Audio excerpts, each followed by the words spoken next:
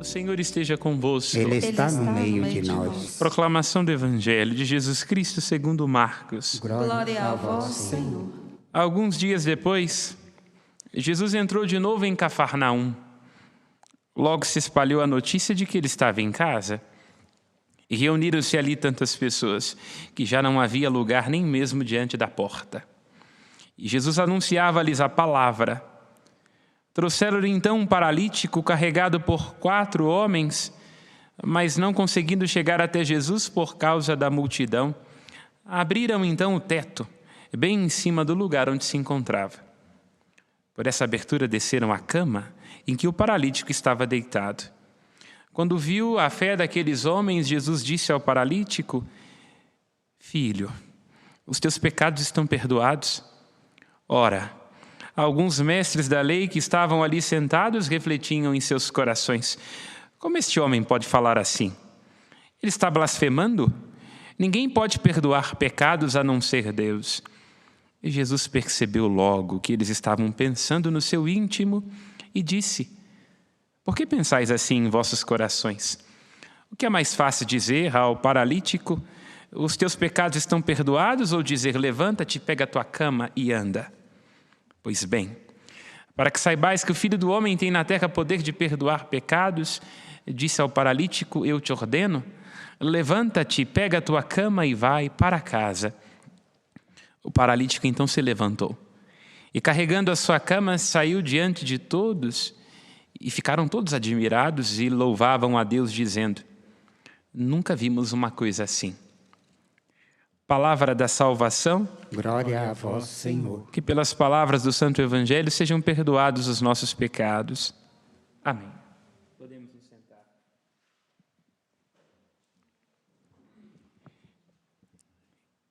Encontramos-nos nós refletindo sobre o livro do profeta Samuel. Samuel é o primeiro dos profetas da Escritura e inicia-se com ele um tempo novo. Israel, o povo, a nação dos judeus, passa por um grande período de silêncio, onde Deus parece ter negado a sua palavra. E parece ter negado a sua palavra não porque se cansa de falar. Deus fala-nos sempre, fala-nos ao coração, quer nos dirigir as suas palavras, e é mediante estas palavras que deseja nos atrair. Escutamos no Evangelho há pouco, no versículo 2, tantas pessoas acorriam a Jesus e já não havia mais lugar por conta da sua palavra. Há algo na palavra do nosso Deus, há algo naquilo que Ele é, há algo na pessoa de Jesus Cristo, naquilo que Ele manifesta, que pode atrair os nossos ouvidos, se nós nos deixamos alcançar. Há algo em Cristo, como escutávamos no Evangelho há pouco, que nos deslumbra. Há uma maravilha, há algo no jeito de ser de Cristo, há algo na sua postura, naquilo que Ele ensina, na maneira como Ele toca, na maneira como Ele vê, naquilo que Ele manifesta, que pode nos atrair, nos curar das nossas léparas, das nossas paralisias e das feridas que nós trazemos e que corroem o interior dos nossos corações. Movidos por esta palavra que manifesta-se em Cristo com carne, a palavra de Deus em Cristo faz-se carne e passa a morar entre nós, caminhar conosco, falar conosco como a um amigo. Deus fala conosco em Cristo como um amigo se dirige a outro amigo, nos diz a carta aos Hebreus. Esta palavra em algum momento parecia ter cessado em Israel, até que surge Samuel, o profeta, que torna-se um portador desta palavra, um mediador deste encontro. Essa é a tarefa do profeta, dos profetas na Sagrada Escritura, porque nós temos uma facilidade enorme de esquecermos das palavras. Nos esquecemos das nossas palavras, não raro juramos, prometemos, nos comprometemos e não somos capazes de cumprir. Nos esquecemos das palavras que nos dizem os outros. Quantas vezes o outro nos solicita na sua fraqueza, nos faz um pedido e nós lhe tapamos o ouvido. E a pior de todas as surdezes é quando nós nos esquecemos da palavra de Deus e não deixemos que Ele fale. E é sobre isso que está falando a primeira leitura que nós escutávamos. O povo cheio de si, cheio das suas palavras e das suas pretensões e dos seus delírios, vai até Samuel e pede um rei. O rei, que significava muito mais do que o pedido de alguém que pudesse simbolizar a unidade do povo, porque é para isso que servem os governantes, é para isso que servem os governos, com as suas legislações, com os seus julgamentos. É tarefa do governo ou dos governantes resguardar o direito do povo. Um presidente, um rei, uma rainha são um símbolo de unidade. O povo, mais do que isso, e assim o próprio Deus diz a Samuel ao pedir um rei, estava rejeitando a soberania, a palavra do próprio Deus. E se prestamos atenção, nós vemos aqui dois movimentos nesta leitura que tem muito a nos ensinar nesta tarde. O povo, assim como nós não raro fazemos, não se cansa de falar. Nós às vezes falamos tantos, somos ensurdecidos pelas nossas certezas, não temos tempo para escutar, temos medo do silêncio, porque o silêncio nos convida às nossas verdades. É necessário, às vezes, estar sempre falando, vendo coisas, apontando e julgando, porque nós estamos exteriores e temos medo de nós mesmos e temos medo que o Senhor nos fale. O povo pede um rei, insiste por um rei que nos julgue, um rei que nos dê o direito, um rei que nos defenda, um rei que caminhe à nossa frente, um rei que, pela sua presença, não nos obrigue mais a escutar o Senhor com a sua palavra e com seus mandamentos. Aqui o que está delineado por trás desta passagem da Escritura é o lugar para onde nós nos encaminhamos pela violência dos nossos desejos. Nós às vezes não sabemos o que desejamos e o que pedimos e por isso mesmo somos virados do avesso. E assim acontece conosco e assim acontece com todos aqueles e aquelas que ao longo da história usurpam para si poderes. É o que Samuel diz ao povo em nome do próprio rei. O que vocês desejam é alguém que irá reivindicar direitos sobre vocês. Num primeiro momento significará proteção, num primeiro momento significará certa estabilidade, certa unidade, mas este rei, como é próprio de cada um de nós, homens e mulheres, na nossa fraqueza, quando nos encontramos revestidos de poder, inchados pelo nosso conhecimento, pelo nosso dinheiro, pelo nosso cartão de crédito, irá devorá-los. E assim acontece com todos os reis da história, diz Samuel alertando o povo que fala e que exige. Este rei irá pegar as melhores olivas, este rei irá fazer dos vossos filhos servos. Este rei, como são os reis e os políticos deste mundo, irá mandar o vosso minério para a China e devolverá lama, destruindo sonhos, casas, corações, famílias, roubando saúde, a beleza da terra. Assim acontece com os reis daquele tempo e acontece também com os reis deste mundo. Vêm para assaltar, roubar e demolir. São devorados pelo próprio desejo, pela própria ganância, pela própria sede de poder e terminam por perverter o direito. No movimento contrário do povo que diz, que exige e ao pedir a um rei pede sobre si a violência e por esta violência é devorado, há um movimento contrário do Deus que nunca se cansa de escutar. Até o profeta perde a paciência, até o profeta quer tapar os seus ouvidos à solicitação do povo, mas Deus diz não. E a passagem está repleta de momentos em que Deus diz a Samuel: escuta o povo, atende o povo, dá aquilo que o povo pede. O nosso Deus é profundamente pedagógico conosco. Sabe Ele sendo Deus, sendo Ele o nosso soberano, sabe Ele inclusive vendo coisas sobre nós mesmos que nós não somos capazes de enxergar, que para amar é necessário escutar o outro mesmo quando o outro não sabe o que diz. E Ele então arrisca-se a ter o seu coração próximo do ouvido do povo e dar ao povo por hora aquilo que pede, ainda que ao ser atendido no seu desejo seja virado do avesso. Aqui está a beleza da Escritura. Nós somos muito rápidos em falar, muito rápidos em exigir, muito rápidos em padecer. Nós somos muito rápidos em ter sede de poder. E como diz uma série de que gosto muito, o poder sempre atrai o pior e corrompe os melhores. Mas Deus, ao contrário, Ele é sempre rápido em escutar. Porque para amar é necessário escutar. Para amar é necessário dar ao outro o privilégio de ser como lhe convém. Para amar é preciso ser pedagógico. Para amar é preciso respeitar as etapas. E é isto que Deus convida Samuel a fazer. Escuta o povo. E aqui nós vemos na Escritura onde é que isso deságua. O povo que pede e depois arrepende-se de ter pedido é curado por Deus.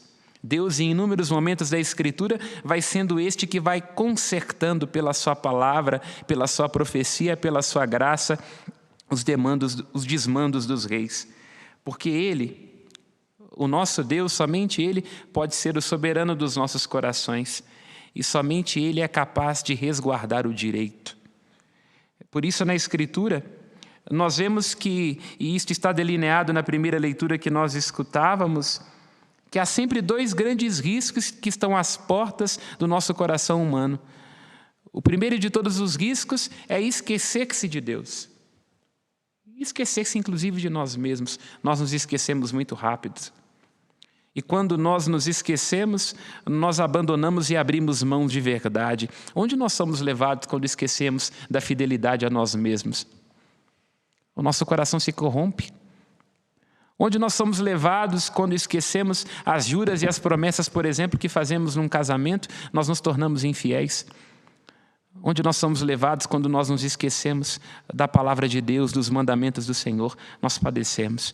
Destruímos a nós mesmos, destruímos uns aos outros, destruímos o nosso planeta. Por isso a Escritura insiste continuamente que nós devemos nos recordar de Deus, ter diante dos olhos a palavra de Deus, a vontade de Deus. Escuta, ó Israel, diz o livro do Deuteronômio, grava-o em teu coração. O Senhor é Deus lá em cima no céu e cá embaixo na terra, não existe um outro Deus. E por que essa insistência da Escritura de escutar? É porque se nós não escutamos a Deus, nós passamos a escutar a nós mesmos, nas mentiras que nós dizemos sobre nós. E toda vez que nós nos esquecemos de servir a Deus, porque a servidão a Deus nos devolve a nós mesmos, nós passamos a servir outra coisa. Se nós deixamos de permitir que Deus seja o Senhor e que reine em nossas vidas, o nosso Deus será nosso carro, será nosso emprego, será nossa conta bancária, será nosso minério. Toda vez que nós colocamos Deus de fora da nossa vida, nós não permitimos que seja Deus com seu amor, que é desde sempre para sempre, como nós cantávamos no Salmo, ser a nossa força, a fonte da nossa alegria, do nosso entusiasmo e da nossa justiça. Não nos enganemos. Nós iremos colocar um outro Deus no lugar. E a servidão deste Deus, do Deus de Israel, é uma servidão onde Ele nos pede tudo e nos devolve todo a nós mesmos. Porque em Deus nós nunca nos tornamos escravos. Mas quando nós servimos outras coisas, outros deuses, outros interesses, nós terminamos nos perdendo e nos escravizando. Por isso a Escritura insiste, cada um deve recordar-se de Deus. E um segundo risco, que também está por detrás da leitura que escutávamos, é o risco de querer parecer-se com as outras nações. Israel quer ter um rei como as outras nações. Israel quer se comportar como as outras nações. E assim também nós, não é? Vamos querendo nos comportar como os outros para ter a melhor foto, o melhor carro, a melhor casa. E assim vamos nos perdendo das nossas essências, das nossas verdades, vamos nos perdendo daquilo que importa. Vamos querendo nos comportar como os outros, ser como os outros, como aquele que é famoso, como aquele que tira fotos, como aquele que tem dinheiro, e assim nós nos perdemos de nós mesmos. Quero terminar esta reflexão com um olhar sobre o Evangelho, porque essa tendência das rainhas e dos reis deste mundo é encher-se de si e requisitar para si. O rei que nós encontramos no Evangelho, que é o rei verdadeiro, é um rei de coração manso e humilde. É lindo no Evangelho de Marcos, que tem sempre um cuidado de fazer e dar a conhecer o Cristo através dos seus gestos. Na leitura de ontem nós vimos que Cristo cura um leproso e se diz que Cristo sente compaixão daquele leproso. E vemos na leitura de hoje que quando Jesus vê aquele homem descer do teto sobre a sua cabeça, ele vê e fica admirado com a sua fé. A fé que significa este salto, esta confiança que nós devemos dar em Deus. A fé que significa não afastar do nosso coração a certeza de que nós somos para Deus. A fé que significa não perder-se do olhar de Deus. A fé que significa não se vender e não se prostituir por outros tesouros e por outros senhores, porque nós já encontramos o nosso Senhor. Este Senhor que é capaz de nos curar, Ele cuja palavra é capaz de nos devolver a nós mesmos. Nós vemos que Cristo fica admirado por este homem e podemos nos ver a beleza do que significa Deus admirar-se de nós, porque este rei nos quer ter ao seu lado, entende? Não é um rei que nos exigirá coisas e que irá nos oprimir com o seu autoritarismo, mas é um rei que nos quer atrair para si, para o seu reino, pedindo-nos apenas, uma vez mais, que nós nos convertamos, e isso é, que o nosso coração saiba encaminhar-se na direção das coisas certas, dos verdadeiros tesouros, das verdadeiras alegrias, e que nós simplesmente o creiamos. Vemos nesta passagem, quando este homem que é carregado pelos seus amigos, que creem em Jesus Cristo, aquilo que deve ser o movimento de toda a nossa vida. Porque não raro nós amamos os outros apenas a partir da utilidade, não é? Se o outro, se a outra me são úteis, eu amo. Assim como disse Samuel, que iria acontecer com os reis sobre Israel. Mas amar significa dar ao outro o privilégio da inutilidade. Nós amamos de verdade e devemos assim procurar em nossas vidas as pessoas que nos amam quando a gente não tem nada para oferecer. Aí se encontra o verdadeiro amor. Aqueles homens que arriscam-se a entrar pelo teto já tinham no seu coração, pela força da fé, entendido o que significa o reinado de Jesus Cristo. O reinado daquele que nos ama e que nos suporta, não a partir daquilo que nós somos, daquilo que nós oferecemos, porque não é um rei usurpador, mas que nos ama, na verdade, daquilo que nós somos e vê a essência do nosso coração. E assim arriscam-se a crer na força da palavra e da cura desse Jesus Cristo. E assim também nós devemos nos deixar encontrar por esta graça, nesta tarde, porque estamos necessitados de tantas curas. Que a palavra do Senhor então nos alcance.